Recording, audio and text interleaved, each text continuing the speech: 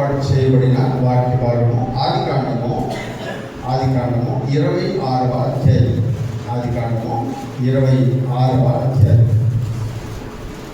22వ వచనాన్ని చదువుకుందాం. అతడు అక్కడి నుండి వెళ్ళి మరి యొక్క బావి త్రవ్వించెను.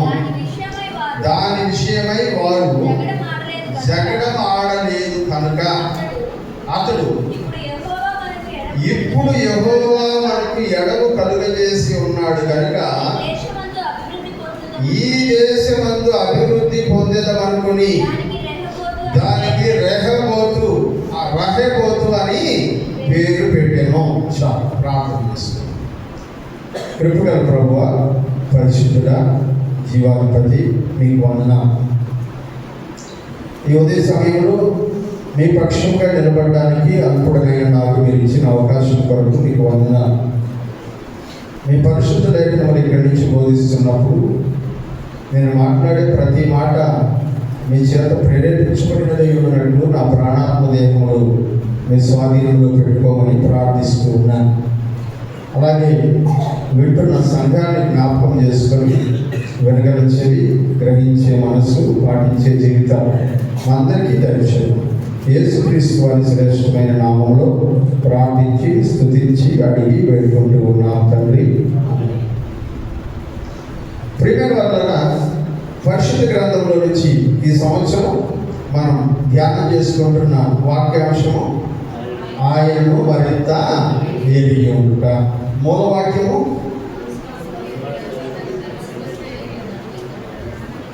మనకు కనబడుతూ ఉండాలి కనుక స్క్రీన్లో, అప్పుడే మనం చెప్తాం కదా.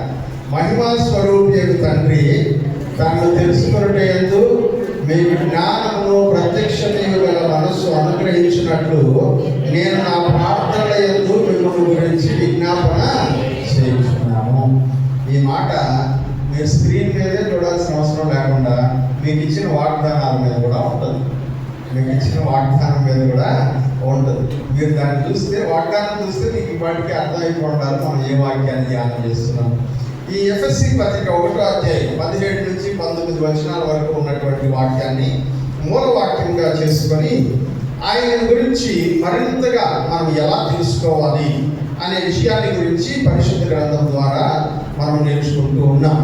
మూల వాక్యాన్ని కొన్ని వారాలు ధ్యానం చేసుకున్న పిదప గడిచిన కొన్ని వారాలుగా అనేక మంది భక్తులు ఆయన గురించి ఎలా తెలుసుకున్నారు, అనేక మంది భక్తులకి ఆయన గురించి ఏమి అర్థమైంది అనే విషయాన్ని గురించి దేవుని గ్రంథంలో నుంచి గడిచిన కొద్ది వారాలుగా మనం నేర్చుకుంటూ ఉన్నాం. అబ్రహాము ఆయనను ఎరిగిన విధానాన్ని మనం గమనించినప్పుడు అబ్రహాం అన్నాడు, యెహోవా ఈరే అన్నాడు. నాకు ఏ కష్టం వచ్చినా, ఏ ఇబ్బంది వచ్చినా, ఏ సమస్య వచ్చినా, ఏ శ్రమ వచ్చినా దేవుడు చూసుకుంటాడు. నా గురించి నేను ఎప్పుడు చింతపడను. నాకు వచ్చినటువంటి శోధన ఎంత పెద్దదైనా కావచ్చు, నాకు వచ్చిన నష్టం ఎంత గొప్పదైనా కావచ్చు, ఎంత ఇబ్బందికరమైన పరిస్థితులు నాకు ఎదురైనా కావచ్చు, కానీ వాటన్నిటినీ చూసుకోవడానికి దేవుడు ఉన్నాడు. ఆయన చూసుకుంటాడు. యెహోవా ఈరే, ఆయనే చూసుకొనును అనేటువంటి విషయాన్ని అబ్రహాము సాక్ష్యం ఇవ్వగా మనం చూసాం. ప్రియులారా, మన జీవితంలో అబ్రహాం దగ్గర నేర్చుకోవాల్సిన పాఠం ఏంటంటే, ఎంత ఇబ్బంది అయినా, ఎంత కష్టమైనా, ఎంత శ్రమైనా, ఎంత ఇరుకైనా ఈ ఇబ్బందుల్లో నుంచి మనల్ని గట్టెక్కించడం అనేది దేవుని పని. ఆయన చూసుకుంటాడు. ఆయనకు అసాధ్యమైనది ఏది లేదు, ఆయనకు తెలియనిది ఏది లేదు, దాచగలిగింది ఏది లేదు. కాబట్టి నాకు వచ్చేటువంటి ప్రతి ఇబ్బంది, ప్రతి కష్టము, ప్రతి ఇరుకు ఆయన చూసుకుంటాడు అని అబ్రహాము నేర్పిస్తున్నటువంటి పాఠం. అబ్రహాం దగ్గర నుంచి మనం దీన్ని నేర్చుకోగలిగితే ఎలాంటి పరిస్థితినైనా సరే ఎదుర్కొనడానికి దేవుడు నాకు తోడుగా ఉన్నాడు, ఆయన చూసుకుంటాడు అని అంటే మన జీవితంలో టెన్షన్ అనే పదానికి అర్థమే ఉండదు. హల్లెలూయా. బీపీ మాత్రలు అవసరమే ఉండవు. హల్లెలూయా. ఎందుకు బీపీ మాత్రలు అవసరం ఉండవు? ఏం జరుగుతుందా, ఇది ఎట్లా చేయాలా, దీన్ని ఎట్లా దాటాలా అని ప్రతిదినము ఆలోచించేటువంటి వాడికి టెన్షన్ ఉంటుంది. కానీ ఏమన్నా చూసుకునేదానికి ఒక ఆయన ఉన్నాడులే అని దిగులు విచారం లేకుండా నీ పనుల భారము యెహోవా మీద మోపము, ఆయన చూసుకుంటాడు అనేటువంటి విశ్వాసం కలిగినటువంటి వాడికి బీపీ ఉండాల్సిన అవసరం లేదు. హల్లెలూయా. అబ్రహాము యొక్క విశ్వాసం కలిగినటువంటి వాడికి అబ్రహాము వలె యెహోవా ఈయనే, ఆయన చూసుకుంటాడు ఏం జరిగినా అన్నటువంటి విశ్వాసం ఉన్నటువంటి వారికి ఏ టెన్షన్ ఉండదు. ప్రియమైనటువంటి వాళ్ళారా, అబ్రహాము దగ్గర నుంచి మనం నేర్చుకున్న పాఠం అది. అబ్రహాము ఇంట్లో ఒక 8 సంవత్సరాలు దాసిగా పనిచేసినటువంటి ఒక అమ్మాయి పేరు హాగరు. అబ్రహాంకి హాగర్ నుంచి పెళ్లి చేసింది. హాగరు గర్వంతో ప్రవర్తించింది. దేవుడు గర్వాన్ని తొలగించడానికి ఒక పాఠమును నేర్పించాడు శ్రమ ద్వారా. ఎలా నేర్పించాడంట? శ్రమ పెట్టి. కొన్నిసార్లు కొన్ని పాఠాలు శ్రమ పడితేనే అర్థం అవుతాయి, మామూలుగా చెప్తే అర్థం కావు, మాటలతో చెప్తే కొన్ని అర్థం కావు. శ్రమ పడిస్తేనే కొన్ని పాఠాలు అర్థమవుతాయి. శ్రమలో, కృంగిన హృదయంలో, నలిగిన హృదయంలో కొన్ని పాఠాలు నేర్చుకుంటాం. హాగరు అలాగే నలిగిన హృదయంతో, కృంగిన హృదయంతో ఒక పాఠాన్ని నేర్చుకునింది. అదేంటంటే, నా యజమానుడు నన్ను పట్టించుకున్నా పట్టించుకోకపోయినా, నా యజమానులు నన్ను పట్టించుకున్నా పట్టించుకోకపోయినా, నా తోటి దాసులు దాసీలు నన్ను పట్టించుకున్నా పట్టించుకోకపోయినా, నా పరిస్థితి ఏంటో వాళ్ళకి అర్థమైనా కాకపోయినా, నన్ను చూస్తున్న దేవుడు ఒక ఆయన ఉన్నాడు. హల్లెలూయా. నన్ను చూస్తున్న దేవుడు ఒక ఆయన ఉన్నాడు. నేను పడుతున్న కష్టం చూస్తున్నాడు ఆయన, నేను చేస్తున్న ప్రయాసం చూస్తున్నాడు, నా త్యాగాన్ని చూస్తున్నాడు, నా కన్నీళ్ళని చూస్తున్నాడు, నిస్వార్థంగా నేను బ్రతుకుతున్న విధానాన్ని చూస్తూ ఉన్నాడు. దేవుడు నాకు ఇచ్చినటువంటి పనిని, నా యజమానుడు నాకు ఇచ్చినటువంటి పనిని, నా సంఘము నా మీద పెట్టిన బాధ్యతను నేను ఎలా నిర్వర్తిస్తూ ఉన్నానో అది మనుషులు చూసినా చూడకపోయినా చూస్తున్నటువంటి దేవుడు ఒక ఆయన ఉన్నాడు. కాబట్టి ఆవిడ పాఠం నేర్చుకున్నది. నా దేవుడు అబ్రహాము ఆరాధించేటువంటి దేవుడు మామూలు దేవుడు కాదు, ఆయన చూచుచున్న దేవుడు. హల్లెలూయా. ఏడు రోజు చూస్తున్న దేవుడు ఆయన. మనుషులు చూడొచ్చు, చూడకపోవచ్చు. అబ్రహాముకు తెలియదా నేను ఎంత త్యాగం చేశాను, నా యొక్క జీవితాన్ని ఆయన ఎదురు పెట్టేశాను కదా, ఆ అబ్రహామే నన్ను పట్టించుకోలేదే. అయినా కూడా అబ్రహాము పట్టించుకున్నా పట్టించుకోకపోయినా నన్ను చూస్తున్నటువంటి దేవుడు ఒక ఆయన ఉన్నాడు. ఏడు రోజు దేవుడు ఆయన. నా స్థితిని చూస్తున్నటువంటి దేవుడు ఒక ఆయన ఉన్నాడు. నా పరిస్థితిని చూస్తున్నటువంటి దేవుడు ఒక ఆయన ఉన్నాడు. ఆయనకు తెలియకుండా నా జీవితంలో ఏది జరగడం లేదు. ఆయన అన్నిటినీ చూస్తాడు. తగిన సమయంలో దానికి తగినట్టుగా ఆయన రియాక్ట్ అవుతాడు. ఆయన స్పందించేటువంటి విధము నా జీవితానికి ఆశీర్వాదం అవుతుంది అని హాగరు ఆయనకి ఏమని పేరు పెట్టిందంట? నన్ను చూచుచున్న దేవుడు. హల్లెలూయా. నన్ను చూస్తున్న దేవుడు. హల్లెలూయా. ఒకరు ఉద్యోగంగా ఉన్నాడు. ఎండ కూడా తక్కువ ఉంది ఈరోజు, కాబట్టి కొంచెం ఉద్యోగంగా ఉంది. ప్రేమైనటువంటి వాళ్ళారా, ఇవాళ అబ్రహాము ఏమనుకున్నాడో దేవుని గురించి, అబ్రహాము అనుభవం ఏంటో చూసామా. అలాగే హాగరు అనుభవాన్ని చూసాం. హాగరు ఏమనుకునిందో దేవుని గురించి, హాగరు ఆ దేవుని ఏమని పేరు పెట్టి ఆరాధించిందో మనం చూసాం. ఇవాళ ఇంకొక పాఠాన్ని దేవుని గ్రంథంలో నుంచి మనం నేర్చుకునేటువంటి ప్రయత్నం చేద్దాం.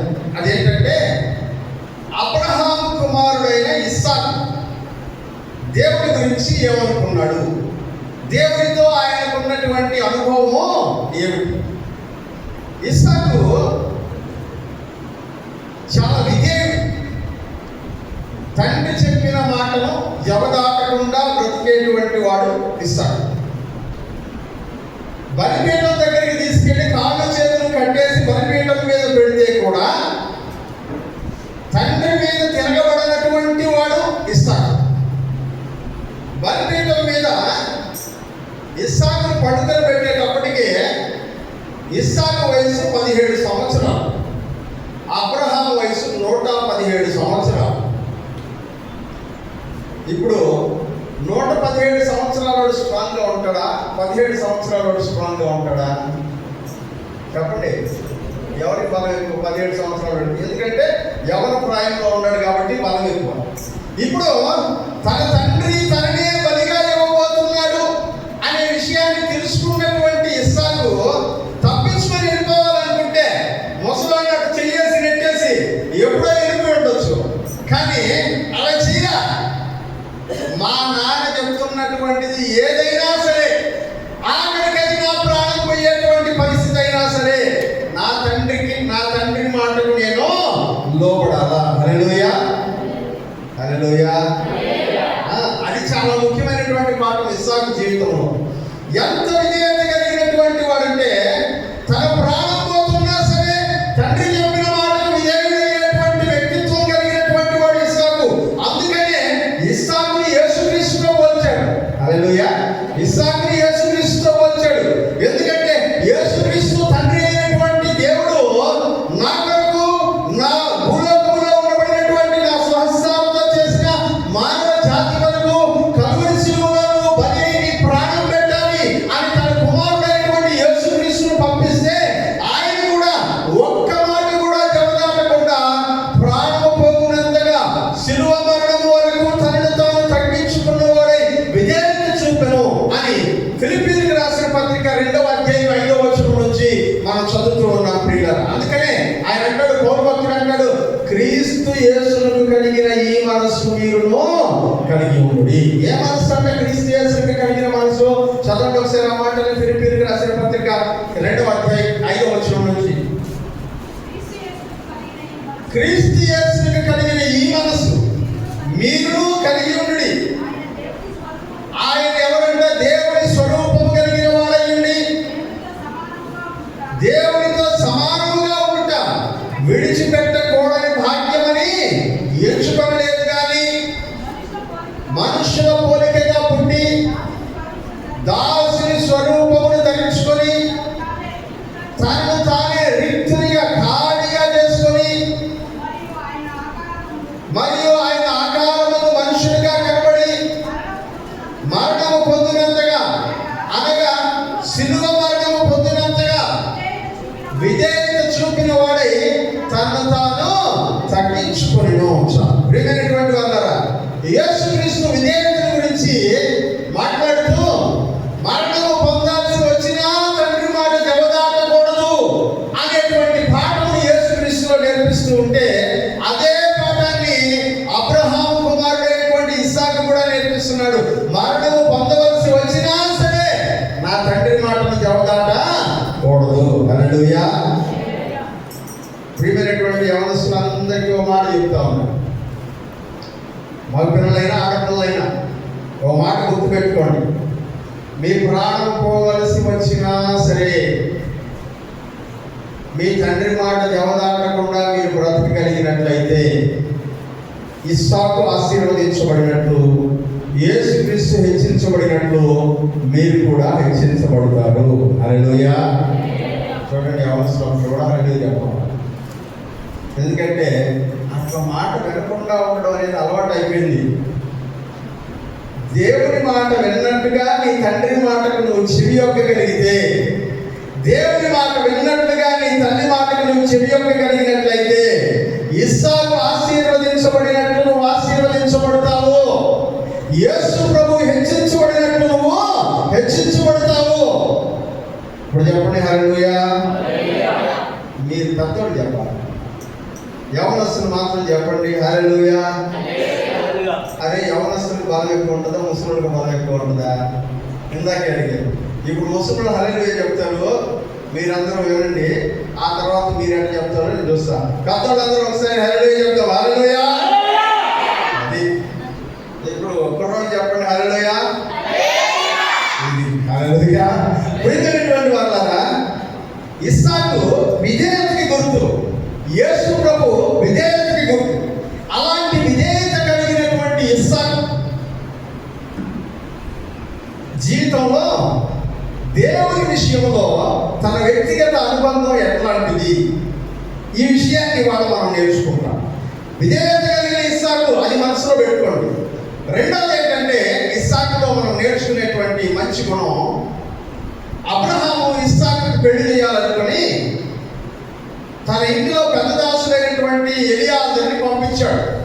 పెద్ద దాసుడని అక్కడ రాసింది, దమస్కు ఎలియాజరుని ఆదికాండం 15వ అధ్యాయంలో రాస్తుంది. కాబట్టి ఆ రెండింటినీ కలుపుకొని నేను పెద్ద దాసుడైన ఎలియాజరుని అని చెప్తున్నాను.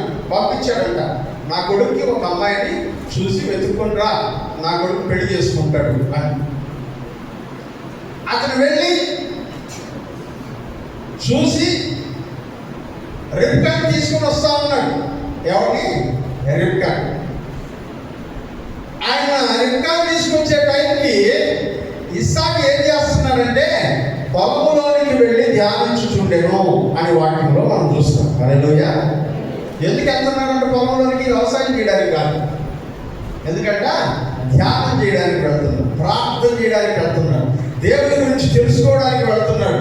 దేవుని సన్నిధిలో మోకరించి, ప్రభువా నా తండ్రి అయినటువంటి అబ్రహామును యెహోవా ఈరేగా కనబడినటువంటి వాడా, నా తండ్రి అయినటువంటి అబ్రహామును పలుమార్లు గద్దించినటువంటి వాడా, నా తండ్రి అయినటువంటి అబ్రహామును పలుమార్లు బలపరిచిన దేవుడా,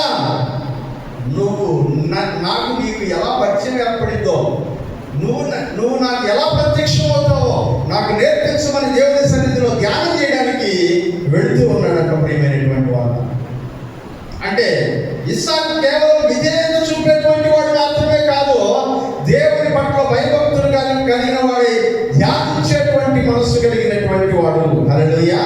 ఎట్లాంటి మనసు అంట? ధ్యానం చేసేటువంటి మనసు.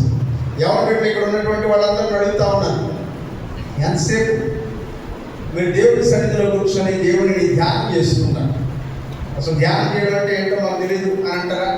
దేవుడి సన్నిధిలో కూర్చొని ప్రార్థన చేయండి, వాక్యం చదవండి, వాక్యం చదువుతున్నప్పుడు దాని గురించి ఆలోచన చేయండి.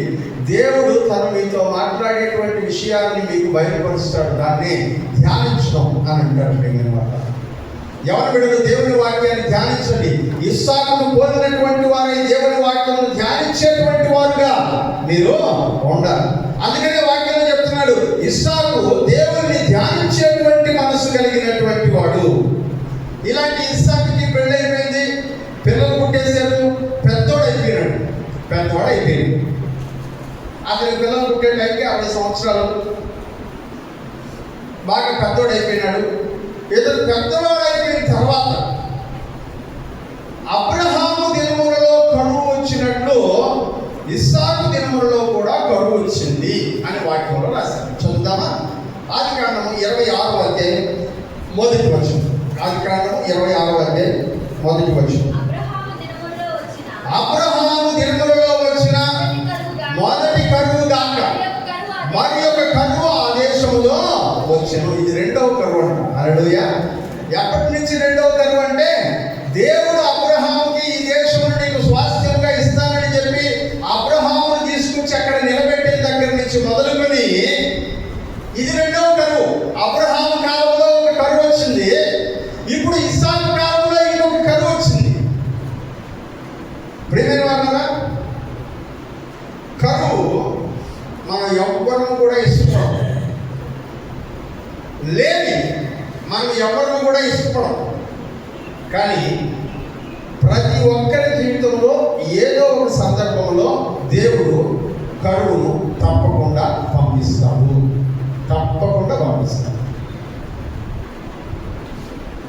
నా జీవితంలో కరువే లేదు అని చెప్పుకునేటువంటి వాళ్ళు ఎవరు ఉండరు. ఒకవేళ మర్చిపోయింటారేమో ప్రస్తుతం ఉన్నటువంటి సమృద్ధిలో పడి, కానీ కరువు లేనటువంటి వాళ్ళు ఎవరు ఉండరు. ఈ దినం గడిస్తే చాలు, లేకపోతే ఈ నెల గడవడం కష్టంగా ఉంది, ఇబ్బందిగా ఉంది అని అనుకునే వాడు ఎవరు ఉండరు. ప్రతి ఒక్కరి జీవితంలోనూ కరువు. అబ్రహాము జీవితంలో కరువు వచ్చిందంట. అబ్రహాము జీవితంలో కరువు వచ్చినప్పుడు అబ్రహాము ఐగుప్తులకి వెళ్ళిపోయాడు. ఎక్కడికి వెళ్ళిపోయాడంట? ఐగుప్తులకి వెళ్ళిపోయాడు. ఐగుప్తులకి వెళ్ళి శ్రమ, శాపం, ఇబ్బంది తెచ్చుకోండి. ఐగుప్తుల శ్రమ, ఐగుప్తుల శాపం, ఐగుప్తులో ఇబ్బంది. దాంతో పాటు అతి పెద్ద ఇబ్బంది అయినటువంటి హాగర్ను కూడా తెచ్చుకున్నాడు. అవమానం పాలయ్యాడు. ఇప్పుడు ఇస్సాకు వంతు వచ్చింది. ఇస్సాకు జీవితంలో కూడా ఇప్పుడు ఏం ఏర్పడిందంట? కరువు ఏర్పడింది. హల్లెలూయా, హల్లెలూయా.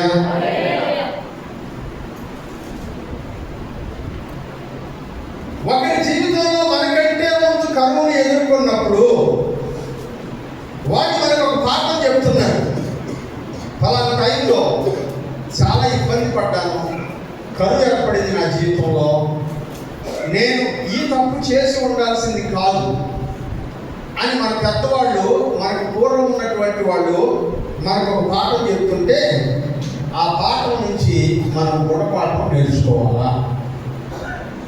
అందుకనే మనకంటే ముందుగా వెళ్ళినటువంటి భక్తులందరంట మనకి ఎలా ఉన్నారంటే దృష్టాంతములుగా ఉన్నారు అని వాక్యం చెప్తుంది.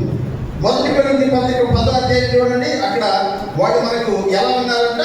దృష్టాంతములుగా ఉన్నారు అని చెప్తుంది. 1 కొరింథీ పత్రిక 10వ అధ్యాయం 11వ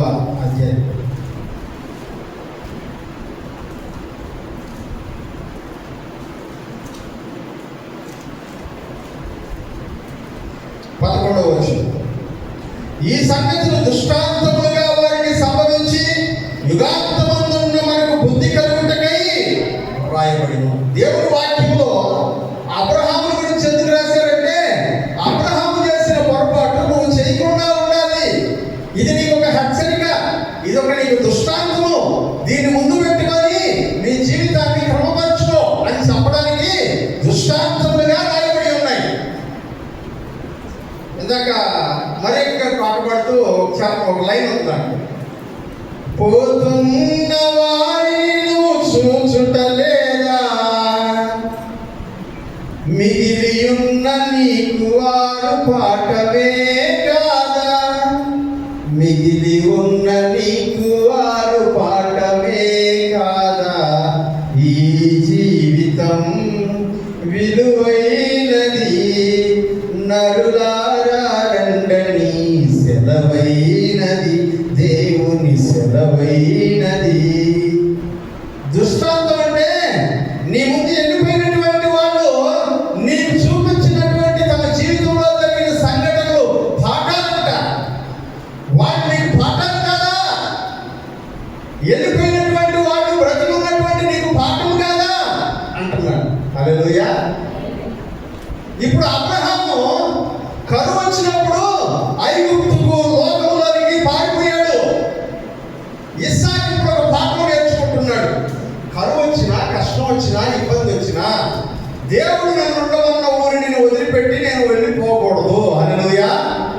సమస్యలు రావచ్చు, ఇరుకులు రావచ్చు, ఇబ్బందులు రావచ్చు, దేవుడు నన్ను ఉండమన్న స్థలాన్ని వదిలిపెట్టి నేను వెళ్ళకూడదు. ఇది అబ్రహాము నేర్పిస్తున్నటువంటి పాఠం. ఇస్సాకు దాన్ని నేర్చుకున్నాడు. అందుకని ఇస్సాకు ఐగుప్తులకు వెళ్ళలేదంట.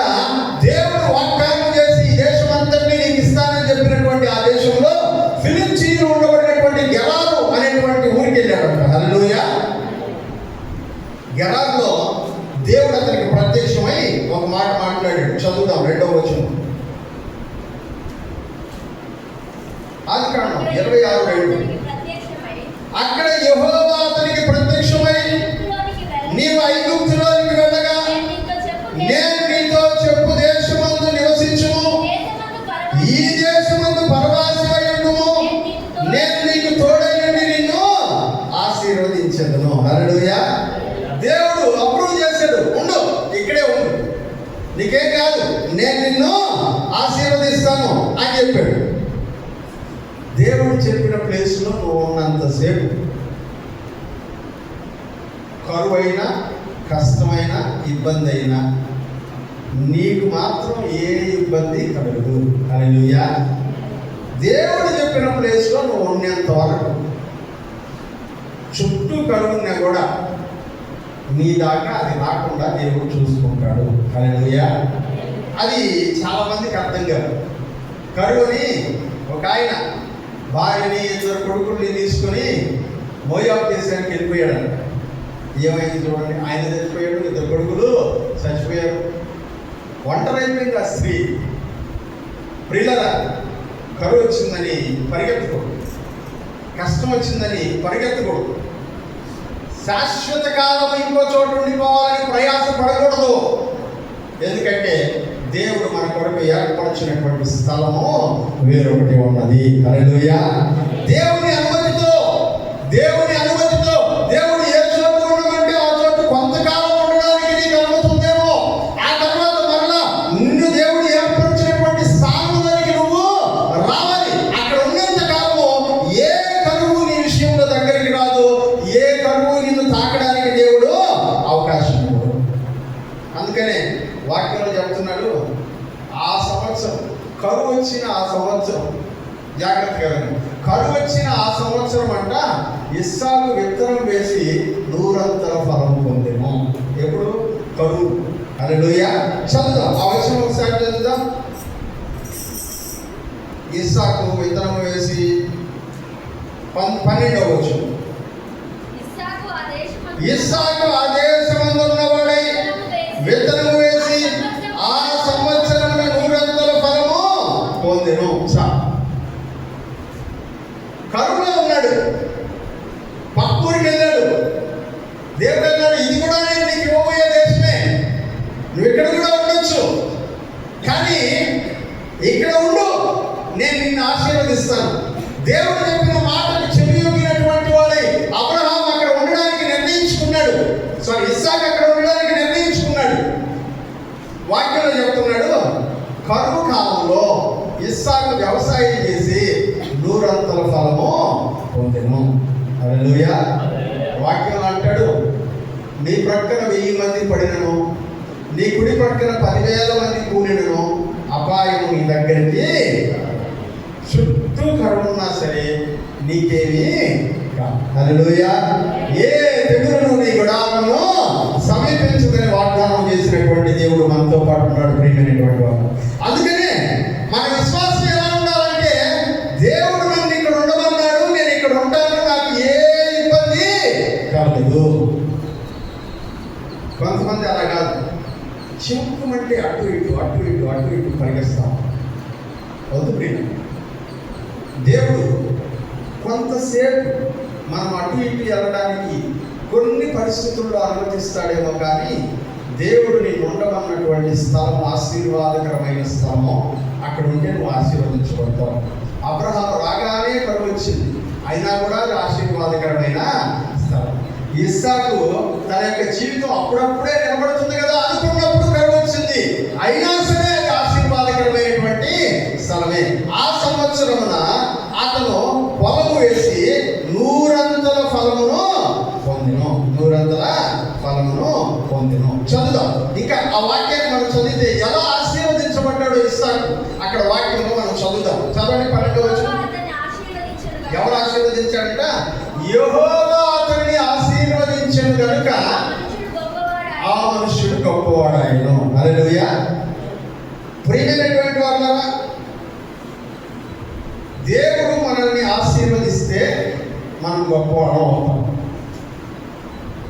దేవుడు ఆశీర్వదించకుండా మనం గొప్పవాళ్ళం అయ్యే అవకాశమే లేదు. చాలా మందికి ఇది అర్థం కావట్లా. మనల్ని ఆశీర్వదించవలసిన వాడు దేవుడు అనేది అర్థం కావట్లా. సామెతల గ్రంథంలో అంటాడు, యెహోవా ఇచ్చు ఆశీర్వాదము ఐశ్వర్యం ఇచ్చును, నరుల కష్టార్జితము చేత ఐశ్వర్యము అధికము కాదు. దేవుడిచ్చే ఆశీర్వాదం మనకు ఐశ్వర్యాన్ని ఇస్తుంది, గొప్పవాళ్ళని చేస్తుంది, కానీ మన కష్టార్జితం మనల్ని గొప్పవాళ్ళని చేయదు. ద్వితీయోపదేశ కాండంలో ఇశ్రాయేలు ప్రజలతో మాట్లాడుతూ అదే అంటాడు, నేను నీకు ఇచ్చు దేశంలోకి నీవు వెళ్ళిన తర్వాత, నీవు బాగా తిని తృప్తి పొందిన తర్వాత గర్వించిన వాడవై, ఇదిగో నా కష్టము, నా బాహుబలము నాకు ఈ యొక్క స్థితిని కలిగజేసిందని నువ్వు అనుకుంటావేమో. ఇదిగో నువ్వు కష్టము చేసుకున్నట్టు నీకు సామర్థ్యము కలిగజేసిన వాడు నీ దేవుడైన యెహోవాయే అంటాడు. హల్లెలూయా. మనం కష్టం చేసుకున్నట్టు, దాన్ని అభివృద్ధి పొందించుకున్నట్టు, దాన్ని నిలబెట్టుకున్నట్టు సామర్థ్యం కలిగజేసిన వాడు ఎవరంట? యెహోవా. అందుకనే నువ్వు ఆశీర్వదించబడాలంటే ఆశీర్వదించేటువంటి వాడైన యెహోవా దగ్గర నువ్వు ఉండాలి. ఇస్సాకు గురించి వాక్యం చెప్తున్నాడు, యెహోవా అతనిని ఆశీర్వదించాడు కనుక అతడు గొప్పవాడాయను. ఎంత గొప్పవాడు ఫిలిష్తీయుల దేశమైనటువంటి గెరారు రాజు పేరు అబీమెలెకు. ఆ ఊరిలో ఉండేటువంటి పెద్దలు, అధికారులు, సైన్యాధ్యక్షులు వీళ్ళందరంట ఇస్సాకుని చూస్తూ ఉన్నారు. అరే, మేము 10 ఎకరాలు వేస్తే 10 పుట్లే పండిందే, అదే 10 ఎకరాలు పడేస్తే 100 పుట్లు పండింది, ఇదేం మాయరా అని అనుకుంటున్నారు. హల్లెలూయా. నేను 10 ఎకరాలు వేసాను కష్టపడి, ఈ కరువు వల్ల నాకు పండల, కానీ ఇదే కరువులో వాడు కూడా వ్యవసాయం చేశాడు, వాడికి విస్తారంగా పండింది, మాకెందుకు పండలేదు? వాళ్ళు ఏం చూశారంటే యెహోవా అతనికి తోడై ఉండెను. హల్లెలూయా. మనం దీవించబడాలంటే దేవుడు మన పక్షంగా ఉంటే చాలు పిల్లలు. యెహోవా మన పక్షంలో ఉండగా మనకు విరోధి ఎవడు అన్నాడు కదా, అలాగే దేవుడు మన పక్షంగా ఉండాలి మనం జీవించబడాలంటే.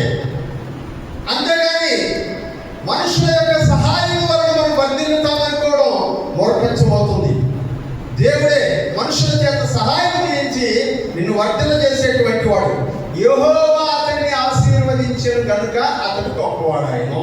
మిగిలిన వాళ్ళు అతనితో పాటు వ్యవసాయం చేసిన వాళ్లకు ఆ స్థాయి ఆశీర్వాదం కలగలేదు. చదువు 12వ వచనంలో మరొక కంటిన్యూషన్. యెహోవా అతనిని ఆశీర్వదించాడు కనుక ఆ మనుషుడు గొప్పవాడాయను. ఇప్పుడు గొప్పవాడి స్థాయి నుంచి ఏ స్థాయికి వెళ్ళిపోయాడంట? మిక్కిలి గొప్పవాడు. గొప్పవాడు ఇప్పుడు అందరికంటే గొప్పవాడు. ఆ దేశంలో ఉన్నటువంటి వాళ్ళందరికంటే కూడా ఈ దేశం నుంచి వెళ్ళి అక్కడ కాపురం ఉన్నటువంటి ఇతడు గొప్పవాడే. మిక్కిలి గొప్పవాడు వరకు ఎలా అభివృద్ధి చెందాలంట? ఎలా అభివృద్ధి చెందాం?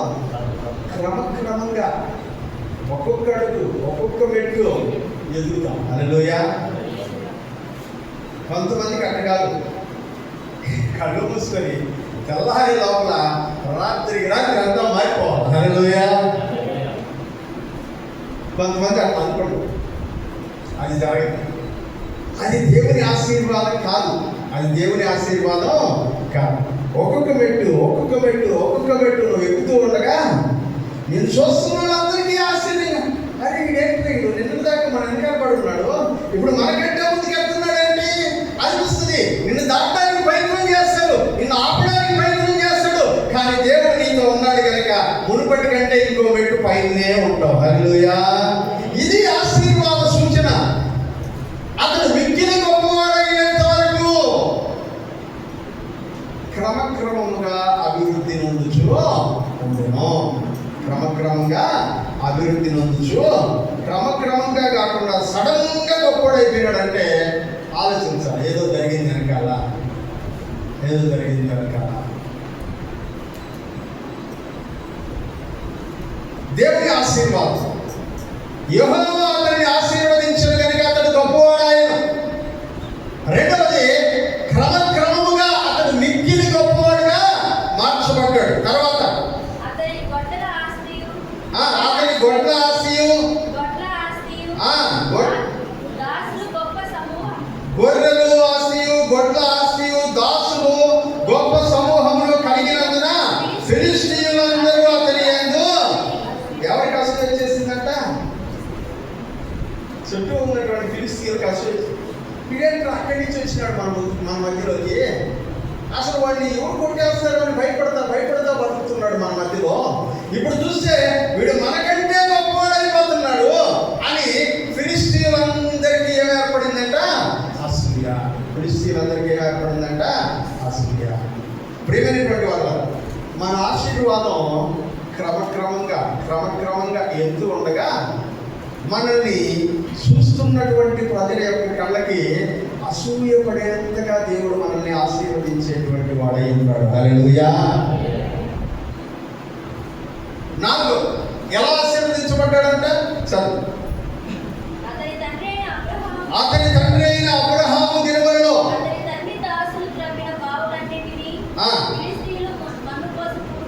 16వ వచనం. అబీమెలెకు. ఇప్పుడు ఎవరు వచ్చారు? రాజుగారి డైరెక్ట్గా వచ్చాడంట. మనుషులు అసూయపడ్డారు ఇప్పుడు దాకా, ఇప్పుడు రాజుగారి డైరెక్ట్గా వచ్చాడంట. వచ్చి ఏమంటున్నాడు చదవండి. ఎవరికంటే బలం గెలవాడంట? అభిమేలకు రాజు కంటే కూడా ఇతను గొప్పడైపోయాడంట. అభిమేలకు రాజు కంటే కూడా బలవంతుడైపోయాడంట. ఇప్పుడు అంటున్నాడు, నువ్వు మాకంటే బలమైనటువంటి వాడు కనుక మా దగ్గర నుంచి వెళ్ళిపో, ఇక్కడ ఉండబాకు, ఇక్కడ ఉండబాకు. ప్రియమైనటువంటి వాళ్ళ, దేవుడిచ్చే ఆశీర్వాదము ఇలాగే ఉంటుంది. కరువు వచ్చినప్పుడు కరువులో దేవుడు చెప్పిన ప్లేస్లో ఉన్నటువంటి ఇస్సాకు ఎలా ఆశీర్వదించబడ్డాడో ఒక్కొక్క మెట్టుగా మనము చూస్తాం. ఆ దేశపు రాజు వచ్చి, నువ్వు ఇక్కడే ఉంటే నన్ను కూడా కొట్టేసి నువ్వు ఈ దేశానికి రాజు అయిపోయేటట్టు, నువ్వు వద్దు, వెళ్ళిపోయి ఇక్కడి నుంచి. ఆ దేశం అంతా కరువే. కరువులో కూడా ఆశీర్వదించబడేటువంటి వాడు ఒకడు ఉన్నాడు. ఎందుకంటే యెహోవా అతనికి తోడై ఉన్నాడు. హల్లెలూయా. దేవుడు మీకు తోడై ఉంటే కరువు కావచ్చు, ఇబ్బంది కావచ్చు, ఇరుకు కావచ్చు, చుట్టూ శత్రువులు కావచ్చు, ఎదుగుతుంటే చూడలేనివాడు కావచ్చు, నీ ఎదుగుదలను ఆపడం ఎవరి వలన కాదు. ఎందుకంటే నిన్ను ఆశీర్వదించువాడు నీ దేవుడైన యెహోవా. హల్లెలూయా. ఆ దేవుడి మీద ఆధారపడి మన యొక్క విశ్వాసంలో ముందుకెళ్ళాలి. కానీ అటువైపు ఇటువైపు చూస్తూ నాకు దీవెన లేదే, నాకు ఆశీర్వాదం లేదే అనుకునేటువంటి స్థితిలో మనం ఉండకూడదు. అందుకనే ఈ మాటలు చాలా ముఖ్యమైనటువంటి. ఇస్సాకు అలాగే ఆశీర్వదించబడ్డాడంట. ఇస్సాకు ఆఖరికి ఆ దేశపు రాజు కూడా భయపడిపోయాడు. నువ్వు వెళ్ళిపోయి ఇక్కడి నుంచి వద్దు మా దగ్గర అన్నాడు. ఇప్పుడు ఇస్సాకు ఒక పని పెట్టుకున్నాడు. అబీమెలెకు అతన్ని తరివేసిన తర్వాత దేశంలో నుంచి ఇస్సాకు ఒక పని పెట్టుకున్నాడు. ఏం పని అది అంటే, ఆ ప్రాంతంలో అతన్ని తరివేసిన తర్వాత తన తండ్రి నివసించిన ప్రాంతాలన్నిటికీ వెళ్ళడం మొదలు పెట్టాడంట. హల్లెలూయా. ఎక్కడికి? అబ్రహాం ఏ ఊర్లలో అయితే ఫస్ట్ వచ్చినప్పుడు కాపురం ఉన్నాడో ఆ ఊర్లన్నిటికీ వెళ్ళడం మొదలు పెట్టాడు. అక్కడికి వెళ్తూ ఉంటే ఆయనకి ఒకటి కనబడింది. ఏం కనబడిందంటే, అబ్రహాము తవ్వించిన బావులన్నీ ఫిలిష్తీయులు ఏం చేశారంట? పూర్తి చేశారు. అబ్రహాము బాగా బావులు తవ్వించి ప్రజలు త్రాగడానికి నీళ్లు ఏర్పాటు చేస్తే ఆ బావులన్నింటినీ అంట ఎవరు పూర్తి చేశారంట? ఫిలిష్తీయులు పూర్తి చేశారు. ఎందుకంటే ఈ బావి తవ్వించింది ఎవరు అంటే అబ్రహాం అని చెప్పాలి. అబ్రహాము అని చెప్పాలంటే ఈ భూమి అబ్రహాంది అని ఒప్పుకోవాలి. ఈ భూమి అబ్రహాందని ఒప్పుకోవాలి. వాళ్ళకి అలా ఒప్పుకోవడం ఇష్టం లేక కుమారుడైనటువంటి ఇస్సాకు ఆ బావులన్నీ పూర్తి చేసిన తర్వాత కుమారుడు వచ్చి చూసి, ఇదేంటిది మా నాయనతో వచ్చిన బావి కదా, ఇది ఇలా పూర్తి చేశారేంటి, ఇది మా నాయన ఆస్తి, దీన్ని బాగు చేయాలి నేను అనుకుంటూ అక్కడ బావులు తవ్వించడం మొదలు పెట్టాడు. మొదటి బావి తవ్వాడు. చదువుదాం ముందు ఆదికాండం 26:18 చదువుదాం. అప్పుడు తన తండ్రి అయిన అబ్రహాము దినాలలో త్రవ్విన నీళ్ల బావులు ఇస్సాకు తిరిగి త్రవ్వించెను. తన తండ్రి అయినటువంటి అబ్రహాము దేన్నైతే పూడ్చి వేసిన ఫిలిష్తీయులు శత్రువులు దాన్ని మరలా తవ్వించేటువంటి పనిని పెట్టుకున్నాడు. ఆ రోజుల్లో నీళ్ల బావులు అనేది చాలా పెద్ద ఆస్తి, చాలా పెద్ద ఆస్తి. నాకు తెలిసి కూడా మన ఊర్లో హ్యాండ్ పంపులు అప్పుడప్పుడు కొత్తగా వేస్తున్నారు. నాకు తెలిసి మన ఊర్లో పెద్ద బావులు ఉండేవి. ఆ రోడ్డు మీద సెంటర్లో ఇప్పుడు రచ్చగట్టు ఉండే దగ్గర బాగుండేది. ఇప్పుడు కూడా శ్మశానం దగ్గర బాగుంది. అలాగే తూర్పు వీధిలో అక్కడ బాగుంది. ఆ తర్వాత ఈ వైపున ఒక బాగుండేది. ఆ బావులన్నీ దేనికి గుర్తంటే, మన పెద్దవాళ్ళు ఇక్కడ మనుషులు నివాసం ఉండడానికి యోగ్యమైన ప్రదేశం అని చెప్పడానికి. ఎవరన్నా ఒక ఊరికి వెళ్ళి ఒక స్థలం ఉంటుంటే, ఈ స్థలంలో నీళ్లు ఉన్నాయా లేదా ఫస్ట్ మాట్లాడి, ఈ స్థలంలో నీళ్లు ఉన్నాయా లేదా. స్థలం ఇదే ప్లేస్లో, ఇప్పుడు చర్చ్ ఉండే ప్లేస్లో మా ఇల్లు ఉండేది. అక్కడ హ్యాండ్ పంప్ వేశారు. మొదట హ్యాండ్ పంప్ వేసేటప్పుడు హ్యాండ్ పంప్ వేసే ఆయన ఈ స్థలంలో నీళ్ళు ఎన్ని అడుగుల లోతులో పడతాయి, ఎందుకంటే ఈ ఏరియాలో ఎప్పుడు ఎవరు నీళ్ళు వేయాలి, అంతకుముందు బాగులేదు. అదే మొదటి, అంతకుముందు అటు పక్కనే అర్థం, ఇటు పక్కనే ఎవరు లేదు. ఆ పంపేసి ఆయన వెంకటరెడ్డి పడాలి పంపేసి ఆయన వచ్చి ఇక్కడ ఎంత లోతులో నీళ్ళు పడతాయో కూడా తెలీదు అనేవాడు. ఆయన చెప్పాడు, చూద్దాం. 12 అడుగులకే నీళ్ళు. హల్లెలూయా. త్రాగడానికి అనుకూలమైన నీళ్ళు, త్రాగడానికి అనుకూలమైనటువంటి నీళ్ళు ఉన్నాయంటే ఆ భూమికి విలువ ఎక్కువ. హల్లెలూయా. ఆ భూమికి విలువ ఎక్కువ. ప్రేమైనటువంటి వాళ్ళ అబ్రహాము బావులు కట్టించాడంటే దాని అర్థం ఏంటో తెలుసా? ఆ స్థానానికి నివాసయోగ్యమైన ప్రదేశం అని అర్థం. రెండవది, అబ్రహాము బావులు కట్టించాడంటే అర్థం ఏంటో తెలుసా? అది అతని ఆస్తి అని అర్థం. అబ్రహాము బావులు కట్టించాడంటే అర్థం ఏంటో తెలుసా? ఆ స్థలం విలువ కలిగిందని అర్థం. ఇస్సాకు ఇప్పుడు అబ్రహాము కాలంలో తవ్వించినవన్నీ కూడిపోగా ఇస్సాకు వాటిని మరలా తవ్వడం ప్రారంభించాడు. తవ్వడం ప్రారంభిస్తే ఒక్కొక్క బావి తవ్వినప్పుడు ఏం జరుగుతుందో నేను మీకు చెప్తాను. తవ్వించేటప్పుడు ఏం చేశాడంటే, అబ్రహాం బావులు తవ్వించేటప్పుడు వాటికి పేరు పెట్టాడు. అబ్రహాం బావులు తవ్వించేటప్పుడు వాటికి పేరు పెట్టాడు.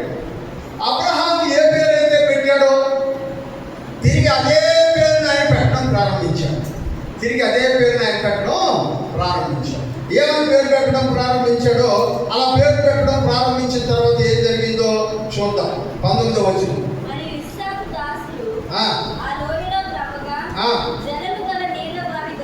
నీళ్ళుండేటువంటి బావి దొరికింది.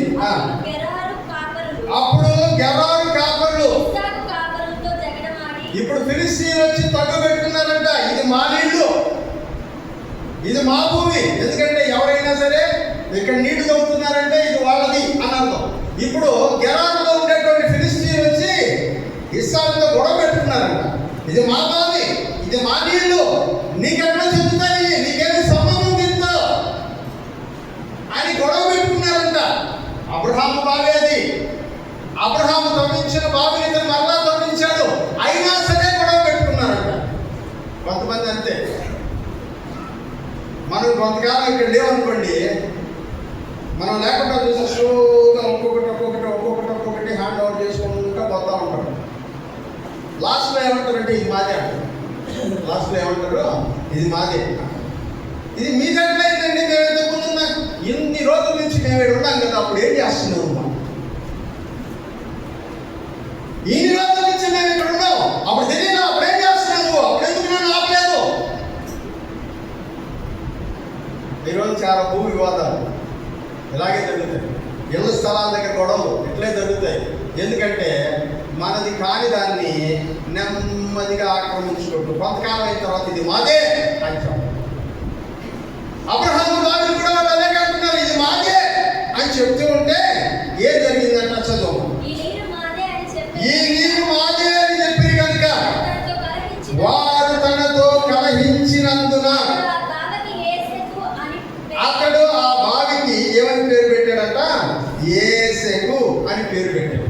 ఆ బావికి ఏమని పేరు పెట్టాడంట?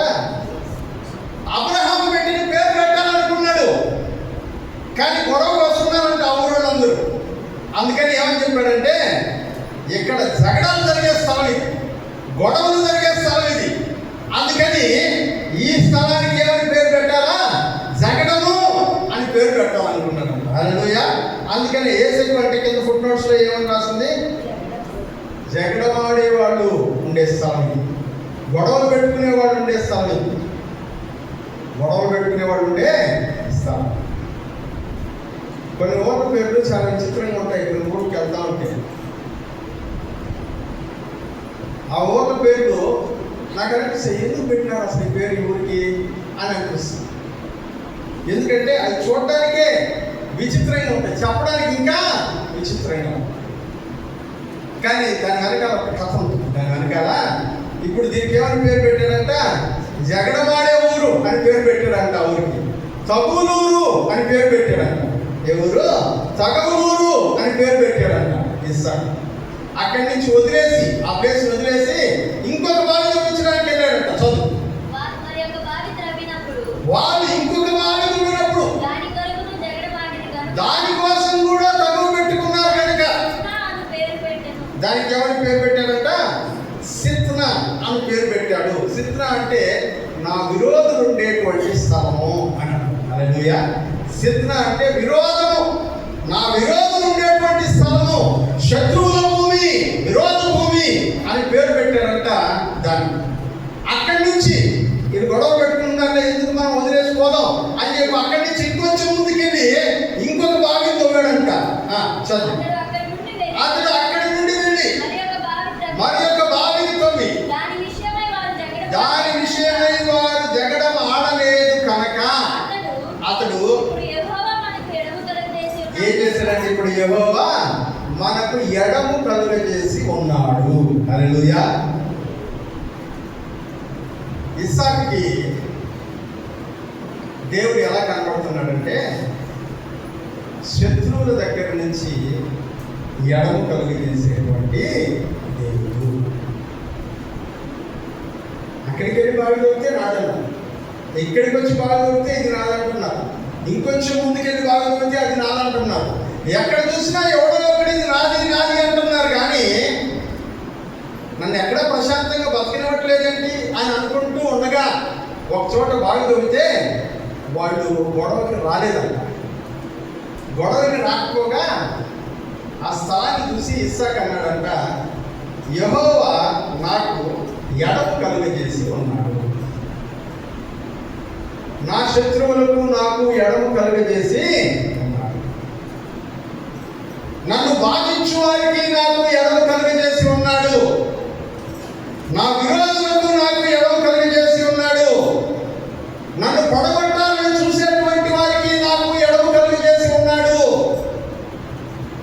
కాబట్టి ఈ స్థలానికి ఏమని పేరు పెట్టాలంట?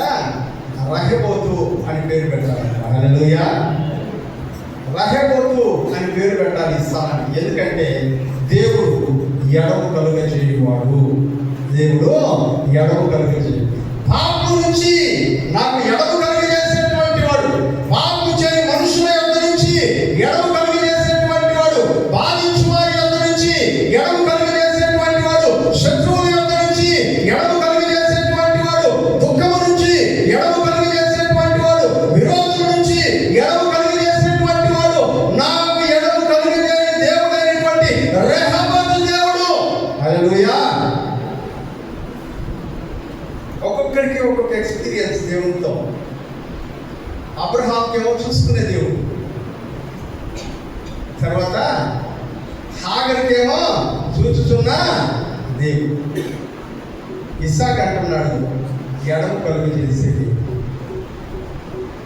గొడవల నుంచి ఎడము కలుగు చేసేటువంటి దేవుడు. హల్లెలూయా. ఎప్పుడన్నా అనుకుంటున్నారా, ఏంది మా ఇంట్లో 24 గంటలు గొడవలు అయిపోయింది, సమాధానం లేకుండా పోయింది. ఎడము కలుగు చేయ దేవుడు ఉన్నాడు, రెహోబోతు దేవుడు ఒక ఆయన ఉన్నాడు. హల్లెలూయా. నా శత్రువులు నన్ను చూటినను నరకపు పాశములని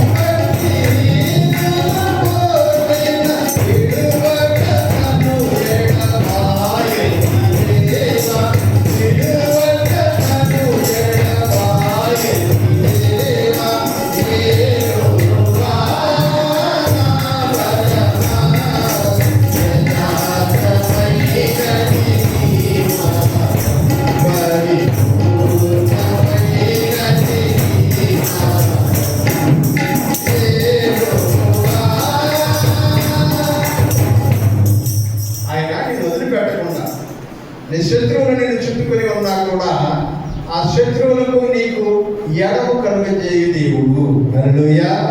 శత్రువుల నుంచి నీకు ఎడము కలుగజేయవాడు, ప్రమాదం నుంచి ఎడము కలుగజేయవాడు, మనశ్శాంతి లేని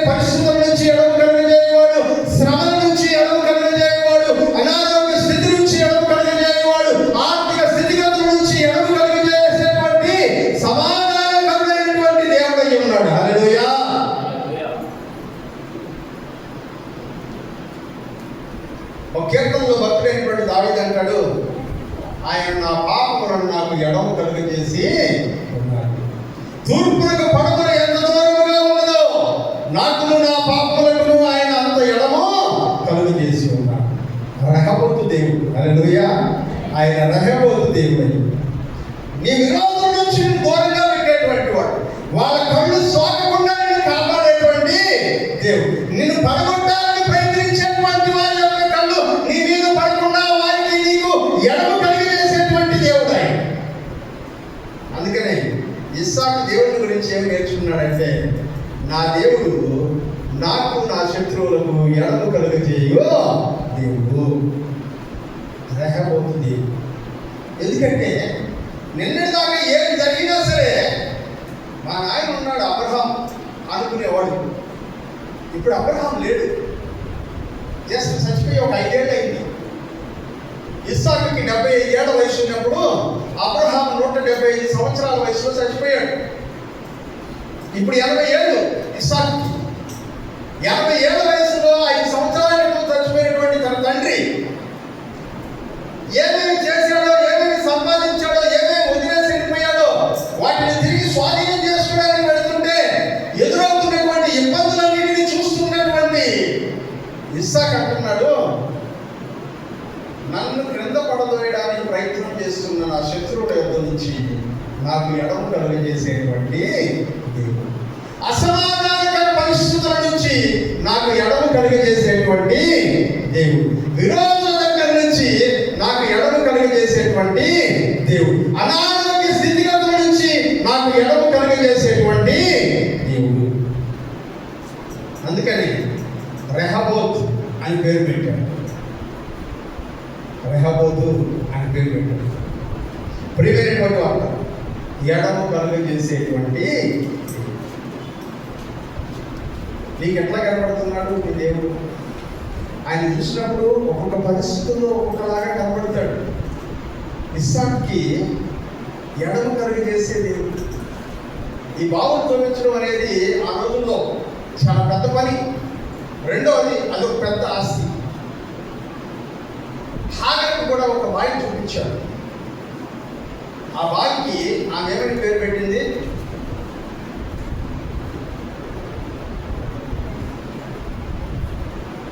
పోనీ దేవుడికి ఏమని పేరు పెట్టింది ఆమె?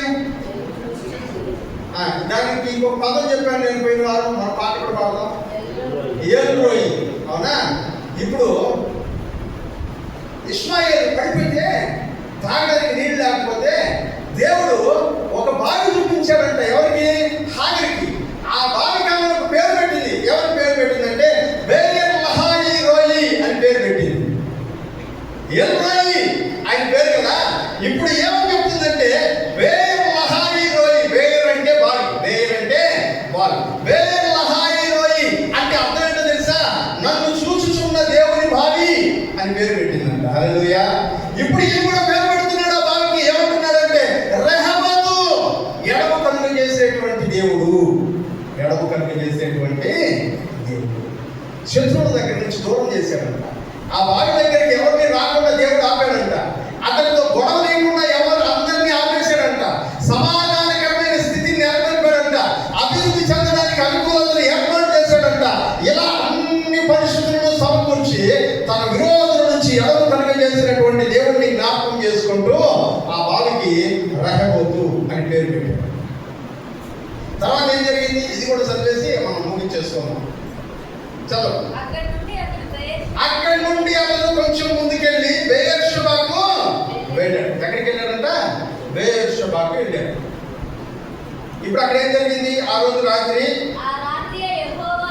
యెహోవా అతనికి ప్రత్యక్షమై, నీ తండ్రి అయిన అబ్రహాము దేవుడను, నేను నీకు తోడై ఉన్నాను కనుక భయపడకము, నా దాసుడైన అబ్రహామును బట్టి నిన్ను ఆశీర్వదించి నీ సంతానమును విస్తరింపజేసేదని చెప్పాను.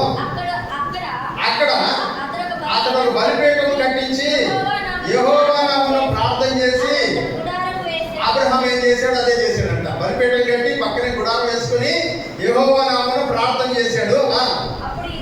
అప్పుడు ఇస్సాకు దాసులు అక్కడ ఏం తవ్వారంట? బావి తవ్విరి. హల్లెలూయా. అబ్రహాం ఎలాగైతే బలిపీఠం కట్టించి ప్రార్థన చేశాడు, అలాగే ఇస్సాకు కూడా బలిపీఠం కట్టించి ప్రార్థన చేసి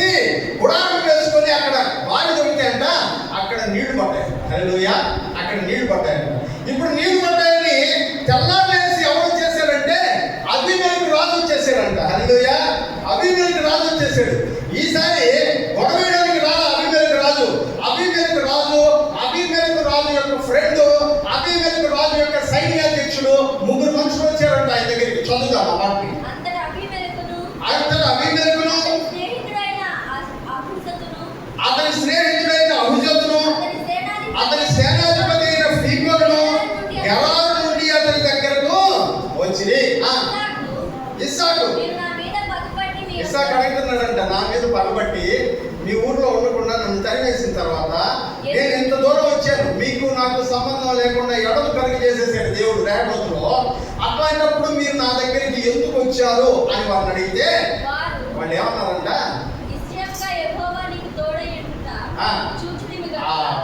హల్లెలూయా.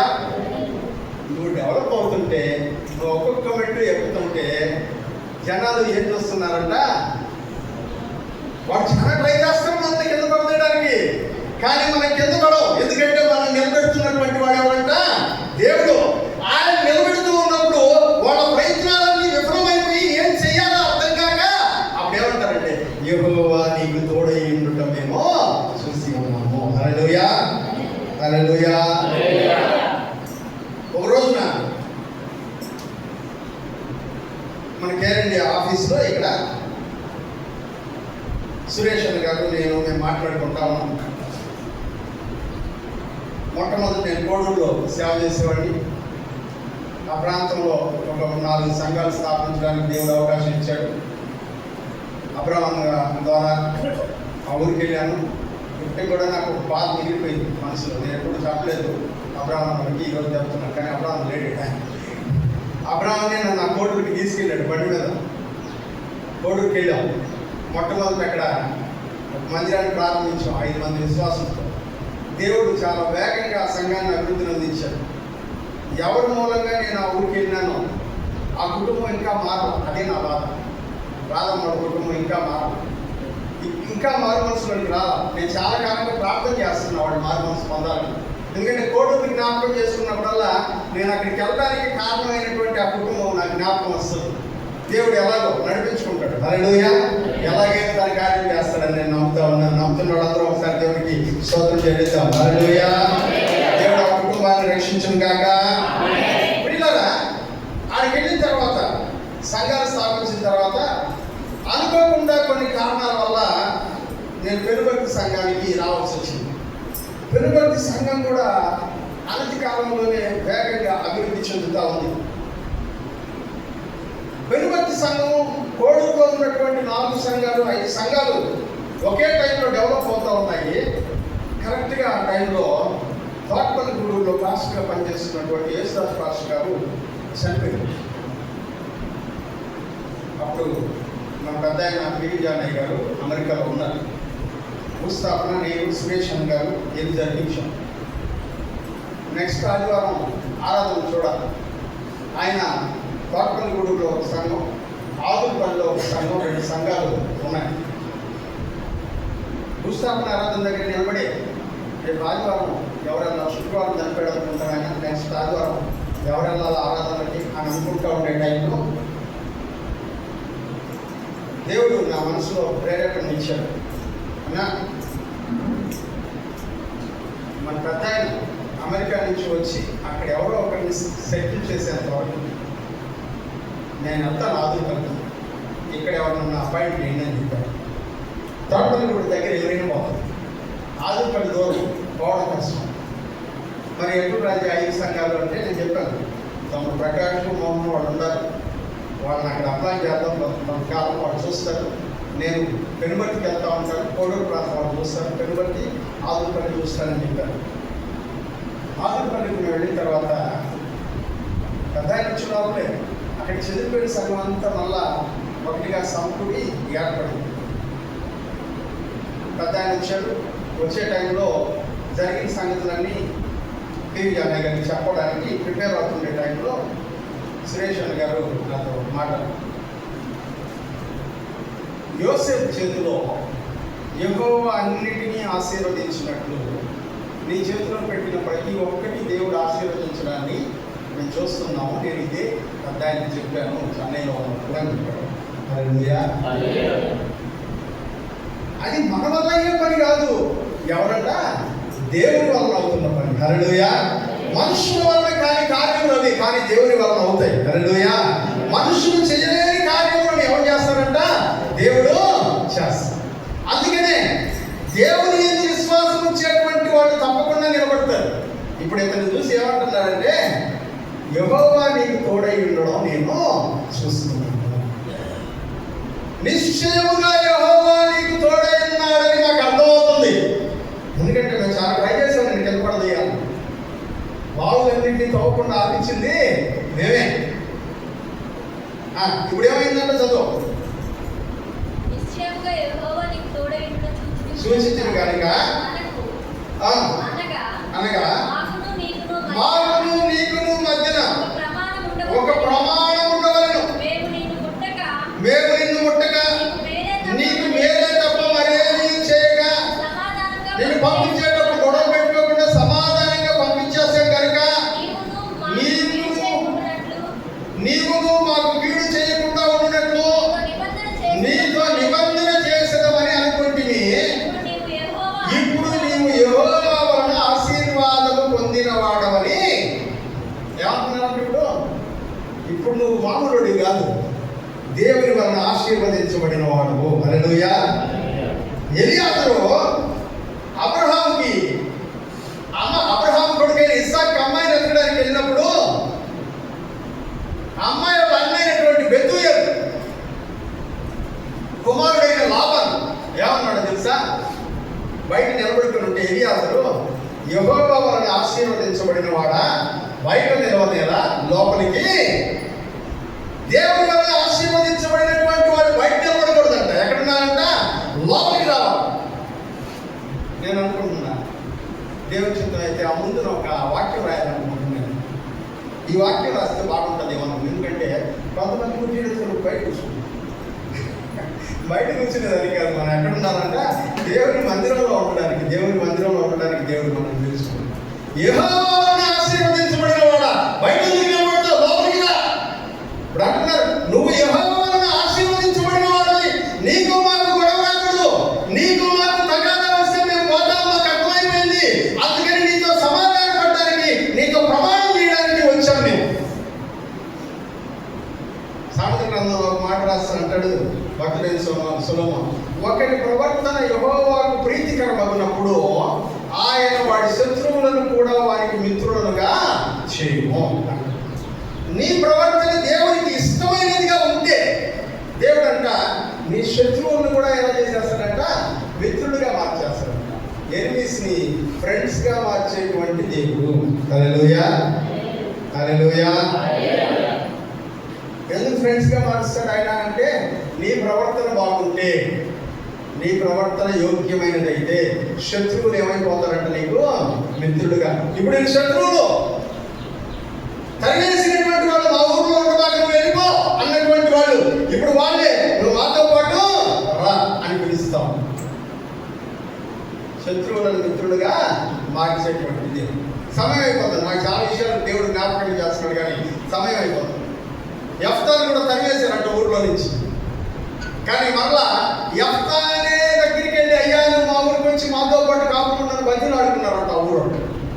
శత్రువులను మిత్రులుగా మార్చేటువంటి దేవుడు వచ్చి మన ఇద్దరం ఫ్రెండ్షిప్ చేయాలి. నువ్వు మా కీడు చేయబాకు, మేము కూడా నీకు కీడు చేయము, మన ఇద్దరం స్నేహంగా ఉందాం అంటే, అప్పుడు ఇస్సాకు అన్నాడంట, దాంట్లో వచ్చేటప్పుడు నేను బావిని చాలా తొలగించుకుంటూ వచ్చాను. ప్రతి బావి దగ్గర మీ వాళ్ళు గొడవ పెట్టుకున్నాను. నాకు మాట్లాడడానికి వచ్చినప్పుడే కదా అన్ని విషయాలు మాట్లాడాలా. ఆయన నేరుగా అప్పుడు గొడవ పెట్టుకున్నప్పుడు పోదా, ఏంటి మనుషులు నా మీదకి వస్తున్నారని అడగల. వాళ్ళే వస్తారు, వాళ్ళు వస్తారు మనతో మాట్లాడడానికి. వచ్చిన రోజున మాట్లాడు. ఓ దగ్గర కూర్చున్నాడు. వచ్చాడు ఒక రోజు. హల్లెలూయా. వచ్చాడు. వచ్చి కూర్చున్నప్పుడు అడుగుతున్నాడు. ఏమడుగుతున్నాడు తెలుసా? నేను బావులు తవ్వించుకుంటా వచ్చాను, మా నాయన తవ్విన బావులు, మీ వాళ్ళు వచ్చి గొడవ పెట్టుకున్నాను. దానికి సమాధానం ఏంటి? ఏం చెప్తున్నాడు చూస్తారా? 32వ వచనం.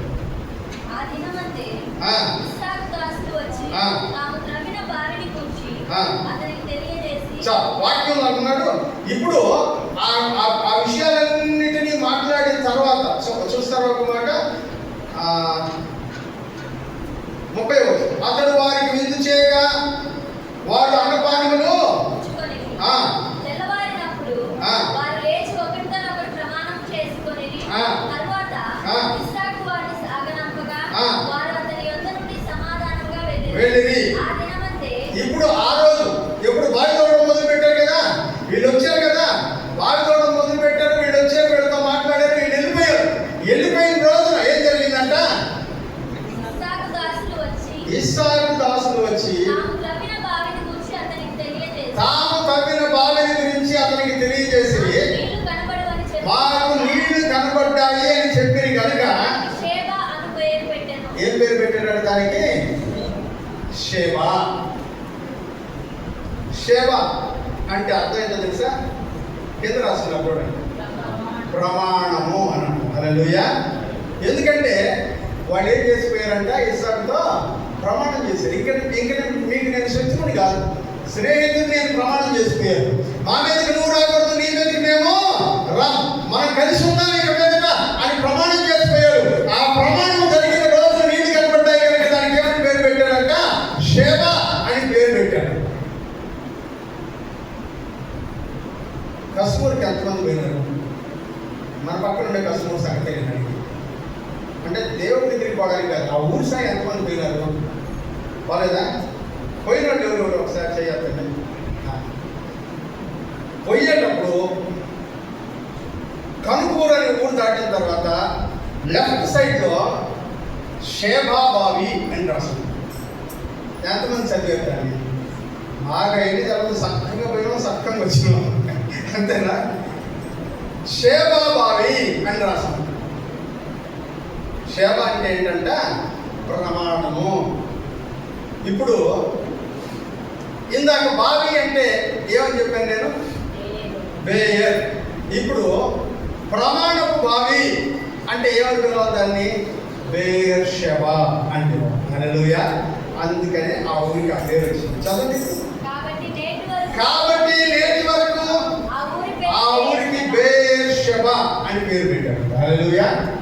బేయర్ షెబా అక్కడే కాదు, కస్మూర్ దగ్గర కూడా ఒక బేయర్ షెబా ప్రమాణపు బావి, దాని పేరు అది. అక్కడ ఎవరెవరు ప్రమాణం చేసుకున్నారో నాకు తెలియదు, ఆ చరిత్ర నాకు తెలియదు, పేరు తెలియదు.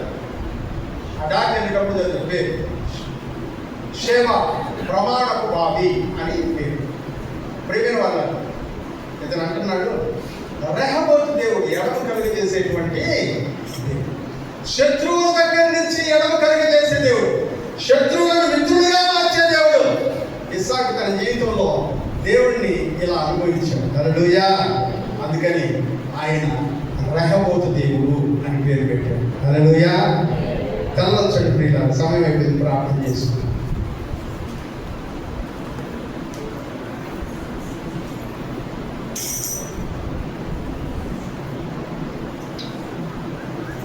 మధ్యాహ్న సమయం, ఉదయ సమయంలో దేవుడు ఒక మంచి పాఠాన్ని మనకు నేర్పించాడు. అబ్రహాముకి చూసుకునే దేవుడు ఎల్ రోయి యెహోవా ఈరే అని పేరు పెడితే, అతని దాసి అయినటువంటి హాగరు చూచుచున్న దేవుడు ఎల్ రోయి అని పేరు పెట్టి, ఇప్పుడు అబ్రహాము కుమారుడైనటువంటి ఇస్సాకు తన కష్టాలు, తన కరువు, తన ఇబ్బందులు, తన సమస్యలు వీటన్నింటినీ దాటుకుంటా వచ్చి కరువులో దేవుడు తనని అభివృద్ధి చేసిన విధానాన్ని చూసి, కరువును నాకు దూరం చేసిన దేవుడు, శత్రువులను నాకు దూరం చేసిన దేవుడు, నా విరోధులను నాకు దూరం చేసిన దేవుడు, నా మీద అసూయపడేటువంటి వారిని నాకు దూరం చేసినటువంటి దేవుడు, నా చుట్టూ ఉండబడినటువంటి పరిస్థితుల నుంచి నన్ను తప్పించి ఎడమ కలుగ చేసినటువంటి దేవుడు రెహబోతు దేవుడు అని పేరు. నీ జీవితంలో ఎలా ఉన్నాడు ఆయన? రెహబోతు దేవుడుగా ఉన్నాడా? బేర్షెబా ప్రమాణం చేసేటువంటి దేవుడుగా ఉన్నాడా? ఎలా ఉన్నాడు నీ జీవితం? కొన్నిసార్లు సిద్ధలాగా కనపడవచ్చు, కొన్నిసార్లు ఏసులాగా కనపడవచ్చు, కానీ ఆయన ఎడమ కలుగ చేయ దేవుడు. పాపం నుంచి ఎడమ కలుగజేసేటువంటి దేవుడు, పాపం చేయని ప్రజల దగ్గర నుంచి ఎడమ కలుగజేసేటువంటి దేవుడు, శత్రువుల నుంచి ఎడమ కలుగజేసేటువంటి దేవుడు, లోకం నుంచి ఎడమ కలుగజేసేటువంటి దేవుడు, విరోధుల యొక్క చూపు నుంచి ఎడమ కలుగజేసేటువంటి దేవుడు. నీకు ఎలా కనపడుతున్నాడు? ఆయన ఎలా కనపడుతున్నాడు నీ జీవితం? ఒక్కొక్కరు తన అనుభవాన్ని చెప్తున్నారు కదా. ఈ వర్తమానాల చివరిలో నువ్వు కూడా నీ అనుభవాన్ని చెప్పాలి. దేవుడు నీకు ఎలా కనపడుతున్నాడు? ఒక్కొక్కరు తమ సాక్ష్యం చెప్తున్నారు కదా. నా దేవుడు నాకు ఎలా కనపడ్డాడంటే అని చెప్తున్నారు కదా. నువ్వు కూడా నీ సాక్ష్యం చెప్పాలి, ఆ దేవుడు నీకు ఎలా కనపడుతున్నాడు. ప్రియమైనటువంటి వాళ్ళు, రెహబోతు ఎడమ కలుగజేయ దేవుడు. దేవ సంస్తుతి చేయవే మనసా, శ్రీమంతుడగు దేవ సంస్తుతి చేయవే మనసా, దేవ సంస్తుతి చేయువానా, జీవమాయే యెహోవా దేవుని పావనామమును తించుమా, నా అంతరంగములో వసించు నా సమస్తమా. ఆయన ఎడమ కలుగజేశాడు. రెహబోతు దేవుడు ఇస్సాకు ఎలా కనపడ్డాడు? నీకు ఎలా కనపడుతున్నాడో ఆలోచించు, ప్రార్థించు. ప్రభు, అబ్రహామును దర్శించి అతని జీవితంలో నువ్వు చూసుకునే దేవుడు అయ్యావు, యెహోవా ఈరే అయ్యావు. హాగర్ను దర్శించి ఆమె జీవితంలో నీవు చూచుచున్న దేవుడు అయ్యావు, ఎల్రోయి దేవుడు అయ్యావు. ఇస్సాకును దర్శించి ఎడమ కలుగజేసే దేవుడు అయ్యావు, రెహబోతు అయినావు. మరి ప్రభువా, నా జీవితంలో నువ్వు ఎలా ఉన్నావు? ఒకసారి ప్రార్థన చేస్తూ ముందుకెళ్దాం. మధ్యలో ఉన్న చిరంజీవి ప్రార్థన చేస్తాం.